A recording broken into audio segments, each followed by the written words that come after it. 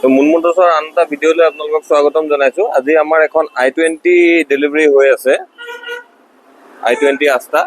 তো গাড়ীখন আপোনালোকে দেখা পাইছে কি কণ্ডিশ্যনত আছে। আমি এটা কাষ্টমাৰ ৰিভিউ ল'বলৈ চেষ্টা কৰিম যে কাষ্টমাৰে গাড়ীখন কেনেকুৱা পাইছে, মুন মটৰ্ছৰ থ্ৰুদি গাড়ীখন লৈ তেখেতৰ ফিলটো কেনেকুৱা হৈছে। আমি এইখিনি বিষয়ে কাষ্টমাৰৰ বিষয়ে আমি গোটেই কথাখিনি তেওঁৰ পৰা জানিবলৈ চেষ্টা কৰিম। দাদা নমস্কাৰ, কংগ্ৰেচুলেশ্যনছ। আচ্ছা, আপুনি পোনপ্ৰথমে কওক যে মুন মটৰ্ছৰ বিষয়ে আপুনি কেনেকৈ গম পালে, যে কিবা অনলাইন থ্ৰুদি গম পাইছে, OLX বা ফেচবুকৰ থ্ৰুদি গম পাইছিলে?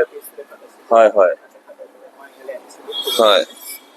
তো আপুনি ইয়াতে আহি পেলাই কেনেকুৱা পাইছে, মানে আপোনাৰ ডকুমেণ্টেশ্যন হওক বা গাড়ীৰ কোৱালিটি হওক, যেনেকুৱা ধৰি লওক আমাৰ ফেচবুকত বা ভিডিঅ'বিলাকত দেখুৱাই যায়, ঠিক তেনেকেই পাইছেনে? হয় হয়, মই সেইটো ভাল পাইছোঁ বাৰু। আপোনালোকৰ গাড়ীৰ কোৱালিটিটো বহুত ভালকৈ মেইনটেইন কৰি ৰাখিছে। হয় বাকীবোৰ অন্য ডিলাৰতো মই গৈছিলোঁ, তাত মানে ইমানখিনি মই সন্তুষ্ট হোৱা নাই। হয় ইমান ইয়াত আহি পেলাই মানে সন্তুষ্ট হৈছোঁ। হয়, গাড়ী হয়। যিমান চাফ চিকুণ কৰি ৰাখিছে আপোনালোকে, হয়, হয়। বস্তুখিনি ইমান মেইনটেইন কৰি ৰাখিছে, সেইটো হয়। মোৰ ভাল লাগিছে মানে ইয়াত। ঠিক আছে, তো আকৌ এবাৰ আপোনাক মই কংগ্ৰেচুলেশ্যনছ দিছোঁ আপোনাৰ নতুন গাড়ীখনৰ কাৰণে।